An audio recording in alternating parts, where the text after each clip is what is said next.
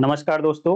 भारतीय साक्ष्य अधिनियम के चैप्टर नंबर 5 में जो सब चैप्टर की लास्ट सेक्शन है वो है सेक्शन 77।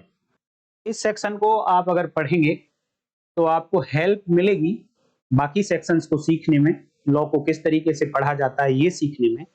और यहाँ से आप लोगों को कुछ एग्जाम्पल्स भी मिल जाएंगे कि पब्लिक डॉक्यूमेंट्स के कुछ एग्जाम्पल कभी आपको देने पड़े तो आप इस सेक्शन से उठाकर पब्लिक डॉक्यूमेंट के एग्जाम्पल्स दे सकते हैं।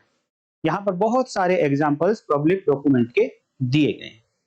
हालांकि जब आप इसका हेडिंग पढ़ेंगे, हेडिंग इंपॉर्टेंट है इस सेक्शन का, तो इस हेडिंग में लिखा गया है proof of other official documents. Other official documents, जब हमने सेक्शन 74 में ये पढ़ा था कि एक्ट और records of act of sovereign authority of official bodies, तो ऑफिशियल बॉडीज के एक्ट और उन एक्ट्स के रिकॉर्ड जो हो अगर डॉक्यूमेंट में है तो फिर वो पब्लिक डॉक्यूमेंट कहलाते हैं। लेकिन यहां पर है proof of other official document. Other, ये जो वर्ड है ना अदर, ये कुछ मीनिंग देता है और ये कहता है कि कुछ ऑफिशियल डॉक्यूमेंट तो ऑलरेडी बता दिए गए हैं बट कुछ ऑफिशियल डॉक्यूमेंट इस सेक्शन में बताए जा रहे हैं। तो आप ये देखेंगे कि ये अदर ऑफिशियल डॉक्यूमेंट, आप इस ऑफिशियल डॉक्यूमेंट को थोड़ा ध्यान रखिए और इस सेक्शन की लैंग्वेज जो आगे लिखी गई है उसको थोड़ा ध्यान रखिए, देन आपको समझ में आएगा कि ये अदर ऑफिशियल डॉक्यूमेंट क्या होंगे। The following public documents, the following public documents may be proved as follows. आप इस लाइन को पढ़िए और आप हेडिंग को पढ़िए, दोनों को कंपेयर करेंगे तो आपको एक बात समझ आ जाएगी कि यहां जो ये ऑफिशियल डॉक्यूमेंट्स लिखे गए हैं ये कहीं ना कहीं पब्लिक डॉक्यूमेंट्स ही हैं। तो फिर इनको पब्लिक डॉक्यूमेंट्स क्यों लिखा गया? देखिए, जब जब हेडिंग बनाया जाता है दोस्तों किसी सेक्शन का और हेडिंग काफी लंबा है, उसमें कोई लिस्ट दी गई है, तो ये लिस्ट एक्चुअल में है क्या, वो नाम हेडिंग में रख दिया जाता है। इस लिस्ट में ए से लेकर आई थिंक एफ तक 6 क्लॉजेज लिखी गई हैं और इन 6 क्लॉजेज में जितने भी एक्ट मिलेंगे आपको, जितने भी डॉक्यूमेंट मिलेंगे वो कहीं ना कहीं पब्लिक डॉक्यूमेंट ही हैं। वो भी मैं बताऊंगा क्यों, लेकिन वो कहीं ना कहीं ऑफिशियल डॉक्यूमेंट भी हैं। तो ये अदर ये कहता है क्या इससे पहले सेक्शन 74, सेक्शन 75, सेक्शन 76 जो यहां बात की गई तो क्या वो भी ऑफिशियल डॉक्यूमेंट थे? क्योंकि वो कह रहा है कि इनसे अलग जो बच गए उनको मैं सेक्शन 77 में दे रहा हूं, अदरवाइज पहले ही मैं कुछ ऑफिशियल डॉक्यूमेंट्स की बात कर चुका हूं। तो जब जब ऑफिशियल डॉक्यूमेंट्स की बात आपके सामने आए तो आपका माइंड जाना चाहिए कि ये कहीं ना कहीं पब्लिक डॉक्यूमेंट्स ही हैं।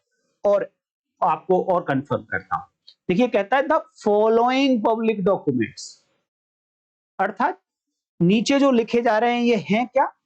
पब्लिक डॉक्यूमेंट है। क्यों है? खुद कह रहा है सेक्शन फॉलोइंग, फॉलोइंग का मतलब इसके आगे यहां जो लिखे जाएंगे ये पब्लिक डॉक्यूमेंट्स हैं। तो may be proved as follows, जबकि पब्लिक डॉक्यूमेंट को कैसे प्रूव किया जाएगा उसके लिए तो सेक्शन 76 हम ऑलरेडी पढ़ चुके हैं, जहां पर कहा गया कि आप इसकी पब्लिक डॉक्यूमेंट अगर ओरिजिनल है तो उसकी आप सर्टिफाइड कॉपी दे दीजिए, सर्टिफाइड कॉपी से प्रूव किया जा सकता है। तो हम इनको स्पेशली यहां पर सेक्शन 77 में क्या और अलग तरीका बताने जा रहे हैं कि वही पब्लिक डॉक्यूमेंट जो सेक्शन 76 में सर्टिफाइड कॉपी से प्रूव किया जा सकता था, क्या वही पब्लिक डॉक्यूमेंट, वही ऑफिशियल डॉक्यूमेंट दूसरे तरीके से भी प्रूव किया जा सकता है, या यहां पर ये जो लिस्ट दी गई है ये वाले पब्लिक डॉक्यूमेंट केवल और केवल उसी तरीके से प्रूव किए जाएंगे जो तरीका सेक्शन 76 में 77 में बताया गया, और उस तरीके से प्रूव नहीं किए जाएंगे जो तरीका 76 में बताया गया, ऐसा नहीं है। Section 77 gives additional means to prove. यहां पर कुछ एडिशनल तरीके बताए गए जिनके आधार पर भी पब्लिक डॉक्यूमेंट्स को प्रूव किया जा सकता है, बशर्ते कि वो पब्लिक डॉक्यूमेंट इन 6 कैटेगरी में से किसी भी कैटेगरी का होना चाहिए। और अगर इन 6 कैटेगरीज में से किसी कैटेगरी का वो पब्लिक डॉक्यूमेंट नहीं है, देन सेक्शन 76 के थ्रू ही प्रूव किए जाएंगे, मींस केवल और केवल सर्टिफाइड कॉपी से ही प्रूव किए जा सकते हैं। दो वर्ड्स सर्टिफाइड एंड कॉपी, दोनों को आपको जब जब ये दोनों वर्ड्स एक साथ मिलें, अकेले नहीं कह रहा हूं, आपको अकेले कॉपी मिल सकती है, अकेले सर्टिफाइड मिल सकता है, तो मीनिंग अलग होगा। लेकिन जैसे ही ये पूरा एक्सप्रेशन आपको मिले सर्टिफाइड एंड कॉपी, दोनों इकट्ठे मिले सर्टिफाइड कॉपीज, तो आपका माइंड जाना चाहिए सेक्शन नंबर 75 पर। अगर 75 का एक भी इंग्रेडिएंट मिसिंग हो गया, जो डिटेल में मैंने लास्ट वीडियो में आपको बताया, तो इट मींस वो सर्टिफाइड कॉपी नहीं है। इट मींस वो सेक्शन 75 को कंप्लीट नहीं करती है। इट मींस वो सेक्शन 76 भारतीय साक्ष्य में as an evidence for the proof of public document can not be given, नहीं दिया जा सकता। तो यहां पर कौन से ऐसे पब्लिक डॉक्यूमेंट हैं जिनके बारे में कुछ स्पेशल बातें की जा रही हैं, उनको मैं अभी आपको दिखाने की कोशिश करता हूं। यहां पर जितनी भी 6 क्लॉज लिखी गई हैं दोस्तों, फॉर इंफॉर्मेशन आप लोगों के लिए कि इस चैनल पर जब वीडियो पब्लिश होगी तो उसके 24 घंटे के अंदर अंदर आप सब लोग देख सकते हैं। 24 घंटे के बाद अगर वीडियो को आप देखना चाहते हैं तो आपको चैनल ज्वाइन करना पड़ेगा। यहां जो क्लॉज दी गई, क्लॉज ए से लेकर एफ तक, हर क्लॉज में एक तो डॉक्यूमेंट बताया गया है। मैं पूरा स्ट्रक्चर बता दे रहा हूं आपको, कंफ्यूजन ना हो, जिससे कि आप वो दोनों बातें याद रखें जब भी आप 6 क्लॉज को पढ़ेंगे। हर क्लॉज के अंदर दो बातें बताई गई। एक डॉक्यूमेंट का टाइप बताया गया कि वो डॉक्यूमेंट कैसा है, तो आप पहचानिए जब क्लॉज को पढ़ेंगे तो कौन से टाइप का डॉक्यूमेंट है। दूसरा बताया गया है कि अगर ये पर्टिकुलर टाइप का डॉक्यूमेंट है तो इसको इस पर्टिकुलर टाइप की एविडेंस से प्रूव किया जा सकता है। क्लॉज ए में डॉक्यूमेंट अलग है, टाइप अलग है। क्लॉज बी में डॉक्यूमेंट अलग है, डॉक्यूमेंट को प्रूव करने के लिए टाइप अलग है एविडेंस का। तो देखते हैं क्लॉज ए क्या कहती है। एक्ट्स, ऑर्डर्स और नोटिफिकेशंस, बस ये तीन ही टाइप के डॉक्यूमेंट हैं क्लॉज ए में। बट आपको देखना ये पड़ेगा कि ये एक्ट किसने बनाया, ये ऑर्डर किसने दिया, ये नोटिफिकेशन किसका था। तो वो देखिए, वो है ये तीन बातें of the central government. Central government कहां, in any of its ministries and departments. तो सेंट्रल गवर्नमेंट का नोटिफिकेशन हो सकता है, सेंट्रल गवर्नमेंट का ऑर्डर या एक्ट हो सकता है, लेकिन वो किसी मिनिस्ट्री के अंदर हो सकता है, किसी दूसरे डिपार्टमेंट के अंदर हो सकता है। मिनिस्ट्री अलग होती है, डिपार्टमेंट भी अलग हो सकता है। उसी मिनिस्ट्री के अंदर कई सारे डिपार्टमेंट्स हो सकते हैं। तो जैसे कि होम मिनिस्ट्री के अंदर बहुत सारे डिपार्टमेंट्स आते हैं, तो यहां पर डिपार्टमेंट्स वो डिपार्टमेंट्स हैं जो होम मिनिस्ट्री के अंदर आते हैं, और वो मिनिस्ट्री केवल और केवल होम मिनिस्ट्री है। तो ऐसी तीन बातें अगर वो सेंट्रल गवर्नमेंट के या उसकी मिनिस्ट्री, उसके डिपार्टमेंट्स उनके हैं, ये तीन एक्ट, ऑर्डर्स और नोटिफिकेशन, या फिर एनी स्टेट गवर्नमेंट और any department of any state government और यूनियन टेरिटरी एडमिनिस्ट्रेशन। अगर यूनियन टेरिटरी का है, स्टेट गवर्नमेंट का है, स्टेट गवर्नमेंट के किसी डिपार्टमेंट का है, सेंट्रल गवर्नमेंट का है, उसकी कोई मिनिस्ट्री का है, उसके किसी डिपार्टमेंट का, क्या है, एक्ट है, ऑर्डर है, नोटिफिकेशन है, ये तीन अगर डॉक्यूमेंट हैं तो इनको कैसे प्रूव किया जा सकता है। तो दो तरीके से प्रूव किया जा सकता है। पहला तरीका है by the records of the departments, पहला तरीका by the records of the department.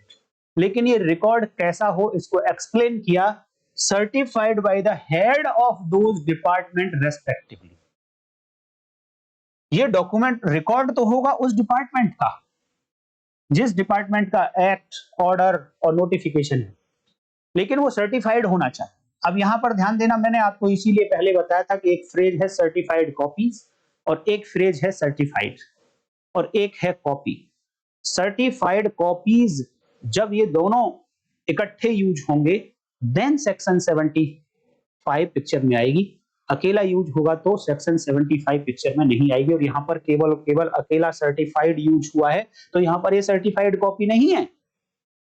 Certified copy के लिए तो वो पब्लिक ऑफिसर जिसकी कस्टडी में ये डॉक्यूमेंट था, बट यहां पर सर्टिफाइड तो कर रहा है। सर्टिफाइड क्या होता है, सर्टिफाइड का मतलब है कि इस डॉक्यूमेंट के अंदर जो इंफॉर्मेशन दी जा रही है ये ओरिजिनल से बनाई गई है। लेकिन ये सर्टिफिकेशन किसका है? By the head of those departments respectively. उस डिपार्टमेंट, जिस डिपार्टमेंट का एक्ट ऑर्डर नोटिफिकेशन है, उस डिपार्टमेंट के हेड का एक सर्टिफिकेट होगा, उस डिपार्टमेंट के रिकॉर्ड को सर्टिफाइड किया गया होगा हेड ऑफ द डिपार्टमेंट से, उसके थ्रू इन 3 चीजों को प्रूव किया जा सकता है। आप यहां दूसरी बात और बता देता हूं पहले, या फिर अगर ये ऐसे प्रूव नहीं करना चाहते हैं तो दूसरा तरीका भी बताया, by any document purporting to be printed by order of any such government. जैसे कि ऊपर सेंट्रल गवर्नमेंट और स्टेट गवर्नमेंट भी वर्ड यूज हुए थे, डिपार्टमेंट भी वर्ड यूज हुआ था, तो डिपार्टमेंट के लिए तो क्लॉज 1 आ गई। और अगर आप गवर्नमेंट की बात करते हैं तो गवर्नमेंट के मामले में किस तरीके से प्रूव किया जाएगा उसके एक्ट ऑर्डर और नोटिफिकेशन को? एनी डॉक्यूमेंट हो सकता है। परपोर्टिंग का मतलब दिखाया जा रहा है, टू बी प्रिंटेड की उसको प्रिंट किया गया है, ऐसी गवर्नमेंट के आदेश से प्रिंट किया गया है, ऐसा कोई भी डॉक्यूमेंट हो, बट ये दिखाया जा रहा हो उस डॉक्यूमेंट से कि ये डॉक्यूमेंट उस गवर्नमेंट के आदेश से प्रिंट किया गया है, देन ऐसे डॉक्यूमेंट के थ्रू भी उस एक्ट ऑर्डर और नोटिफिकेशन को प्रूव किया जा सकता है। पर आपसे एक दो बात पूछना चाहूंगा।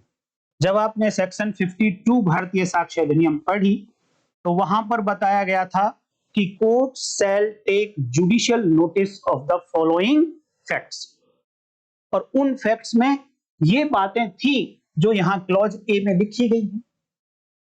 Act, orders, notification of central government, इनका कोर्ट जुडिशियल नोटिस लेगी, सेल। तो जुडिशियल नोटिस लेगी, इट मींस इसको प्रूव करने की आवश्यकता नहीं है। तो सेक्शन 52 एंड सेक्शन 77 क्या दोनों में कोई कंट्राडिक्शन है?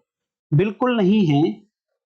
ऐसा आपने देखा होगा सेक्शन 52 में ही नीचे लिखा गया था क्लॉज 2 के अंदर कि अगर कोर्ट चाहे तो वो बुक कोई रेफरेंस पार्टी से मांग सकती है।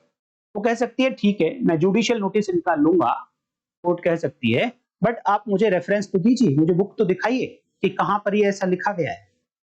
और बुक का देना एविडेंस देना नहीं होता है, ये मैं डिटेल में ऑलरेडी बता चुका हूं। तो अगर मान लो वो रेफरेंस नहीं दे पाया या कोर्ट ने जुडिशियल नोटिस नहीं दिया, देन ये एडिशनल तरीका बताया जा रहा है सेक्शन 77 में कि आप उसी डॉक्यूमेंट को जिसका जुडिशियल नोटिस कोर्ट का लेना, जिसका जुडिशियल लेना कोर्ट की ड्यूटी थी, उसी डॉक्यूमेंट को आप इस तरीके से भी प्रूव कर सकते हैं। दूसरा, ये पब्लिक डॉक्यूमेंट भी है। तो पब्लिक डॉक्यूमेंट का मतलब सेक्शन 76 कहती है कि आप इस डॉक्यूमेंट की certified copies made under section 75 भारतीय साक्ष्य अधिनियम को पेश करके भी प्रूव कर सकते हैं। तो अल्टीमेटली किसी पब्लिक डॉक्यूमेंट को प्रूव करने के आपके पास 3 तरीके हो गए, 3 सेक्शन अवेलेबल हो गए। सेक्शन 52 भारतीय साक्ष्य अधिनियम, सेक्शन 76 भारतीय साक्ष्य अधिनियम एंड सेक्शन 77 भारतीय साक्ष्य अधिनियम। तो इस तरीके से आपको थोड़ा सा ध्यान रखना है कि कहां कहां पर कौन सी सेक्शन कनेक्ट होती है। अब देखिए क्लॉज बी में क्या लिखा गया है। क्लॉज ए के डॉक्यूमेंट आपको समझ में आ गए, एक्ट, ऑर्डर और नोटिफिकेशन ऑफ सेंट्रल गवर्नमेंट और स्टेट गवर्नमेंट और एनी अदर डिपार्टमेंट और मिनिस्ट्री एक्सेट्रा एक्सेट्रा। आपने देखिए क्लॉज बी देखिए क्या कहती है, द प्रोसीडिंग्स ऑफ पार्लियामेंट और स्टेट लेजिस्लेचर। यहां पर 2 टाइप की प्रोसीडिंग्स हैं, 2 टाइप की कार्यवाहियां हैं। वो कार्यवाहियां क्लॉज ए में थी क्या? नहीं थी। वहां एक्ट, ऑर्डर और नोटिफिकेशन थे, यहां कुछ अलग है। प्रोसीडिंग पार्लियामेंट के अंदर जो कार्यवाही हुई उसको मान लो कहीं प्रूव करना पड़ जाता है, वो इन क्वेश्चन हो गया या वो रेलेवेंट फैक्ट हो गया। या फिर स्टेट लेजिस्लेचर के अंदर अगर कोई कार्यवाही होती है तो किस तरीके से प्रूव किया जा सकता है। मैंने थोड़ी देर पहले बताया था आपको, हर क्लॉज के अंदर 2 बातें हैं, एक वो फैक्ट्स, एक वो एक्ट, एक वो डॉक्यूमेंट जो पब्लिक डॉक्यूमेंट है, वो है प्रोसीडिंग ऑफ पार्लियामेंट और स्टेट लेजिस्लेचर। एक तो ये हो गया। दूसरा है कि इसी को किस तरीके से प्रूव किया जाएगा। हर क्लॉज में अलग अलग तरीका बताया गया, हर क्लॉज में वो डॉक्यूमेंट अलग है। तो बताया by journals of those bodies respectively. यहां बॉडीज का क्या मतलब है? दोज बॉडीज का मतलब पार्लियामेंट एंड स्टेट लेजिस्लेचर। इनके जो जर्नल्स होंगे, इनके जो जर्नल्स होंगे जिनमें वो प्रोसीडिंग्स लिखी जाती हैं कि क्या प्रोसीडिंग्स की जा रही हैं, उन जर्नल्स के द्वारा ऐसे प्रोसीडिंग्स को प्रूव किया जा सकता है, एक तरीका। या फिर और बाय पब्लिश्ड एक्ट और एब्स्ट्रैक्ट्स। पब्लिश्ड एक्ट का मतलब है, देखिए आप भैया मैं आपको एक और इंपॉर्टेंट बात बता देता हूं। आप कभी कभी आप देखेंगे एक्ट ऐसे लिखा है, या फिर आप कभी कभी देखेंगे एक्ट ऐसे लिखा है। जब जब आपको एक्ट ऐसा लिखा मिले, इट मीन्स ये अधिनियम है। और जब जब आपको एक्ट ऐसे लिखा मिले, तब मान लीजिए ये कार्य है, एक्शन है। तो small A and capital A का काफी बड़ा डिफरेंस आपको देखने को मिलता है। तो यहां पर है पब्लिश्ड एक्ट, जो अधिनियम पब्लिश हो गया है। पब्लिश्ड का मतलब ऑलवेज आपके माइंड में आना चाहिए, पब्लिश्ड इन ऑफिशियल गजट। वो एक्ट जो ऑफिशियल गजट में पब्लिश हो गया है, उस पब्लिश्ड एक्ट से भी आप जो पार्लियामेंट की प्रोसीडिंग्स हैं, लेजिस्लेचर की, स्टेट लेजिस्लेचर की प्रोसीडिंग्स हैं, उनको आप प्रूव कर सकते हैं। या फिर by copies purporting to be printed by the order of government concern, जो पहली वाली में भी लिखा हुआ था कि अगर कोई ऐसी कॉपी है, ऐसा कोई डॉक्यूमेंट है, परपोर्टिंग टू बी, ये दिखाया जा रहा है कि उसको उस गवर्नमेंट के आदेश से, कंसर्न गवर्नमेंट का मतलब सेंट्रल गवर्नमेंट है तो सेंट्रल गवर्नमेंट, स्टेट गवर्नमेंट है तो स्टेट गवर्नमेंट के ऑर्डर से प्रिंट किया गया है उस डॉक्यूमेंट को, तो ऐसे डॉक्यूमेंट के थ्रू भी proceedings of parliament and state legislature की प्रोसीडिंग्स को प्रूव किया जा सकता है। क्लॉज सी देख लीजिए। क्लॉज सी में भी एक एक्ट होगा, एक डॉक्यूमेंट होगा, और दूसरा उस डॉक्यूमेंट को किस तरीके से प्रूव किया जा सकता है। तो क्लॉज सी में लिखा गया है, proclamation, orders, regulations issued by the president of India और the governor of the state और द एडमिनिस्ट्रेटर और lieutenant governor of union territory. ये हेड ऑफ द स्टेट है, head of the union territory है, हेड ऑफ द इंडिया है। उनके अगर proclamation है, कोई उद्घोषणा उन्होंने की, कोई ऑर्डर उन्होंने पास किया, कोई रेगुलेशंस उन्होंने निकाला है, तीनों में से किसी को, तो इनको किस तरीके से प्रूव किया जा सकता है? कॉपीज और extract contained in the official gazette. Simple सी एक बात है, इन तीनों को प्रूव किया जाएगा ऑफिशियल गजट में। जो कॉपीज पास की, जो ऑफिशियल गजट में पब्लिश की गई कॉपीज या उनके एक्सट्रैक्ट का मतलब उसका कोई पर्टिकुलर पार्ट, उसके थ्रू आप प्रूव कर सकते हैं। तो देखिए, अगर क्वेश्चन पेपर को अगर टफ बनाना है तो इसमें से एक क्वेश्चन बन सकता है। कहीं दे दिया जाए act, order, notification of central government और फिर आगे कुछ बातें लिख दी जाए, कह दिया मैच करिए। लिख दिया जाए कि ऑर्डर और regulations pass bye the president of India, किससे प्रूव किया जा सकता है, लिख दिया उसके सामने आपको। तो ये थोड़ा सा अटेंटिवली आप याद रख के, इनको नोट करके एक दो बार रिवाइज कर लेना, तो आपको समझ में आ जाएगा कि किस तरीके से इसको प्रूव किया जा सकता है। Clause D, the acts, again A capital है, acts of the executive, acts of the proceeding of the legislature of a foreign country. Foreign country के, या फॉरेन कंट्री की लेजिस्लेचर है या फॉरेन कंट्री की एग्जीक्यूटिव है, अगर उसने कोई एक्ट पास किया है, तो ऐसे एक्ट के लिए, क्योंकि ये पब्लिक डॉक्यूमेंट है, जब पब्लिक डॉक्यूमेंट की डेफिनेशन पढ़ी हमने, तो उसमें आता है फॉरेन कंट्री के जो लेजिस्लेचर हैं, उन्होंने जो एक्ट पास किए हैं, पब्लिक डॉक्यूमेंट की कैटेगरी में आएंगे, क्योंकि इनको आप ओरिजिनल नहीं ला सकते, इनके लिए सेकेंडरी एविडेंस को आपको अलाउ करना ही पड़ेगा। सेकेंडरी एविडेंस में भी सर्टिफाइड कॉपीज ही देनी पड़ेंगी, और सर्टिफाइड कॉपीज को भी एग्जम्प्ट करने का तरीका सेक्शन 77 भारतीय साक्ष्य अधिनियम में, और ये कहा गया कि इनको भी आप instead of certified copies you can prove by journals published by their authorities. Their means वो फॉरेन कंट्री की जो गवर्नमेंट है, लेजिस्लेचर है, उसकी अथॉरिटी के अंतर्गत कोई जर्नल अगर पब्लिश किया जाता है, तो वो जर्नल प्रोड्यूस करके ऐसे एक्ट की एविडेंस दी जा सकती है। या फिर commonly received in that country as such, वो जर्नल जो उस कंट्री में कॉमनली रिसीव किया जाता है, कॉमनली उसकी वैल्यू है, आप उसको भी पेश कर ऐसे फॉरेन कंट्री के एक्ट को प्रूव कर सकते हैं। और by a copy certified under the seal of the country और सॉवरेन, और by a recognition thereof in any central act। तीसरा तरीका बताया कि सर्टिफाइड कॉपी हो सकती, copy certified under the seal of the country or sovereign or by a recognition thereof any central act। तो यहां पर कॉपी सर्टिफाइड है, सर्टिफाइड कॉपीज नहीं है। तो ये भी कॉपी सर्टिफाइड होना भी सेक्शन 75 वाली कॉपी नहीं है। तो ये कुछ 3 तरीके हुए जब फॉरेन कंट्री के एक्ट को प्रूव करने की बात आएगी। क्लॉज ई देख लीजिए, the proceedings of municipal local bodies. जब हमने पब्लिक डॉक्यूमेंट पढ़ा था तो वहां पर सॉवरेन अथॉरिटी के एक्ट एंड सॉवरेन अथॉरिटी के रिकॉर्ड ऑफ एक्ट्स दोनों ही पब्लिक डॉक्यूमेंट थे, और सॉवरेन अथॉरिटीज में लोकल बॉडीज भी इन्वॉल्व थी, म्युनिसिपल कॉर्पोरेशंस भी इन्वॉल्व थी। तो उनके एक्ट, उनकी प्रोसीडिंग्स क्या हुई, पब्लिक डॉक्यूमेंट हुए। और अगर ऐसा पब्लिक डॉक्यूमेंट है और उसको प्रूव करना है तो कैसे प्रूव किया जा सकता है, by a copy of such proceedings. उस प्रोसीडिंग की एक कॉपी दे दो, या फिर certified by the legal keeper दे दो। लीगली जिस पर्सन की कस्टडी में ऐसी प्रोसीडिंग्स, ऐसा डॉक्यूमेंट होता, उसके द्वारा अगर सर्टिफाइड की गई है कोई कॉपी तो उसको उसके थ्रू भी प्रूव किया जा सकता है। यहां पर copy certified by the legal keeper thereof, तो यहां पर एग्जैक्ट नहीं भी होगी 75 वाली तब भी वो चलेगी। या फिर अगेन वही कोई भी ऐसी प्रिंटेड बुक जो ये दिखाया जा रहा है कि उसी अथॉरिटी के आदेश से पब्लिश की गई है वो बुक, तो ऐसी बुक से भी आप प्रूव कर सकते हैं। बट वो प्रोसीडिंग्स किसकी हैं, म्युनिसिपल कॉर्पोरेशन या लोकल बॉडी की प्रोसीडिंग्स हैं। लास्ट देख लीजिए, public document of any other class. Public document of any other class, other class का मतलब मैंने फिर बोला कि जब जब अदर वर्ड यूज होगा इट मींस हम इनकी बातें पहले कर चुके हैं, और जो रेजिडुअल्स हैं वो उनकी बातें अब बच गई हैं।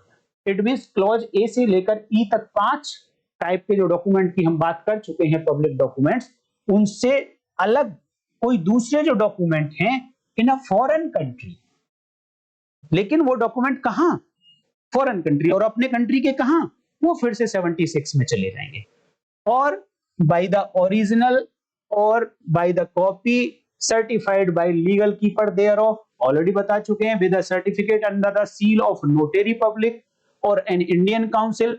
इंडियन काउंसिल वो जो कहीं भारत के बाहर हमारा एक काउंसलर अपॉइंट किया जाता है, उसका अगर सर्टिफिकेट है, या फिर अपना इंडिया के बाहर किसी दूसरे कंट्री में डिप्लोमेटिक एजेंट होता है उसका सर्टिफिकेट है। दैट सर्टिफिकेट क्या कहता है, that the copy is duly certified by the officer having legal custody of the original. Certificate में यही लिखेगा ये काउंसलर या डिप्लोमेटिक एजेंट या नोटेरी कि ये जो सर्टिफाइड किया जा रहा है डॉक्यूमेंट को, ये उसी पब्लिक ने, उसी ऑफिसर ने सर्टिफाइड किया है जिस ऑफिसर की लीगल कस्टडी में ओरिजिनल डॉक्यूमेंट है, and upon proof of the character of the document according to the law of the foreign country. ये कुछ बातें थी, बहुत ज्यादा इंटरेस्टिंग इसके अंदर था नहीं, बस जानने वाली बात यही थी कि यहां जितने भी फैक्ट्स लिखे गए वो पब्लिक डॉक्यूमेंट है जो सेक्शन 74 में ही डिफाइन किए गए थे। अब यहां पर जो तरीका बताया जा रहा है ये सेक्शन 76 या सेक्शन 52 भारतीय साक्ष्य अधिनियम के इन एडिशन है।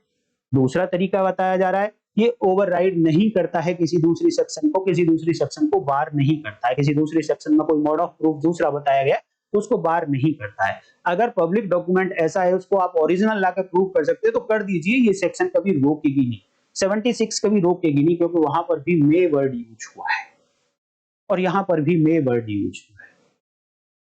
तो ये था सेक्शन 77 भारतीय साक्ष्य अधिनियम, जो अब चैप्टर पब्लिक डॉक्यूमेंट पूरा हो चुका है। अब इससे आगे पढ़ेंगे दोस्तों हम लोग प्रिजम्पशंस, जो डॉक्यूमेंट के रिगार्डिंग लॉ हमारा क्या क्या प्रिज्यूम करना चाहता है, कोर्ट को क्या क्या आदेश देता है कि आप ये प्रिज्यूम कर लीजिए।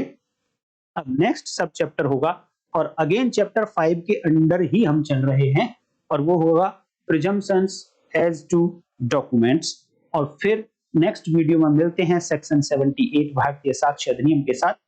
तब तक के लिए दोस्तों नमस्कार, जय हिंद।